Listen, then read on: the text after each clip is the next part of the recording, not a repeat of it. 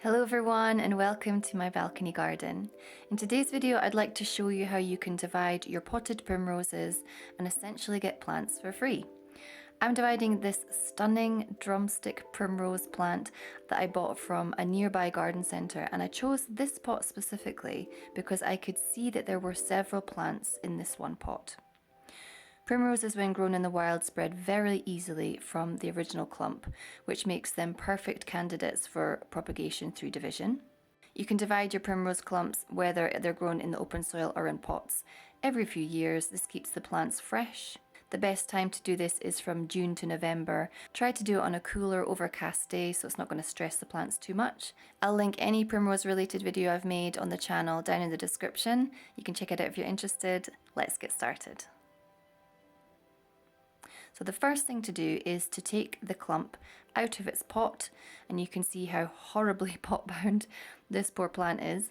Ideally, I would now allow this root ball to soak in a basin of water overnight. This is going to loosen up the roots, but I didn't have time, unfortunately. Next step is to look inside the clump and start to determine where the individual plants are. Then, either with your hands or with a sharp knife or scissors, separate the plants by pulling them apart. Try not to damage the roots. Don't worry too much if there is some damage. We're actually going to be cutting off the old roots anyway. So now the clump is separated, you can see that we've got at least 3 plants in one of these clumps. So now I can better see where the individual plants are. I'm going to keep separating. Like I said, don't worry too much if you lose some old roots, just as long as there are roots attached to the plant. And trim off any kind of dead looking roots that you see. So now I have my individual plant. I'm going to pot it up into a 9cm pot filled with good quality peat-free multi-purpose compost. If you have access to homemade compost or leaf mould, you can also add it to the medium.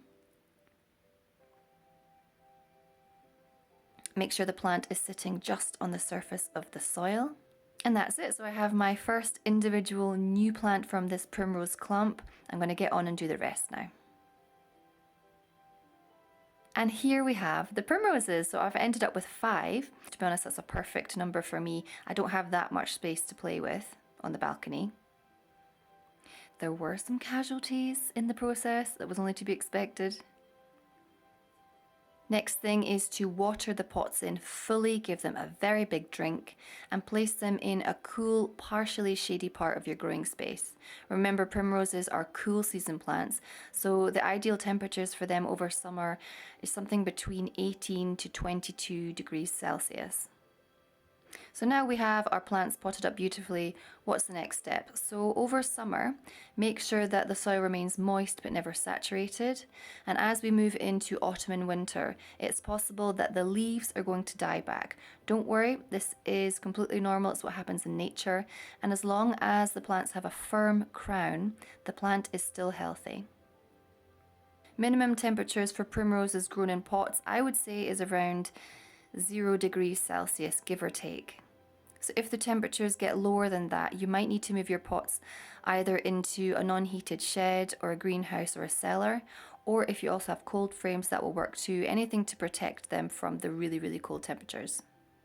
Primroses are very hardy, but whenever we're growing plants in pots, we have to remember that they're not as insulated and protected from the cold as they would be if they were growing in the open soil. So we have to treat them a little bit differently. In early spring, we'll start to see the foliage growing. And by mid-spring, they should look something like this. And we even have a flower. Aren't they beautiful? I just love drumstick primroses. I did lose one plant over the process, but the other 4 are looking beautiful, healthy and vigorous. So I'm really happy with how they turned out. If you see roots popping out of the bottom of the pots, you can either plant them into a larger container or out into the open soil. And that is how you divide primroses. So thank you so much for watching. I hope you enjoyed the video. If you did and you would like to support the channel, subscribe. I will link all primrose related videos I have on the channel down in the description. You can check them out if you're interested. I hope you're all staying safe and well. I send you all my good wishes, and I'll see you in the next video. Goodbye.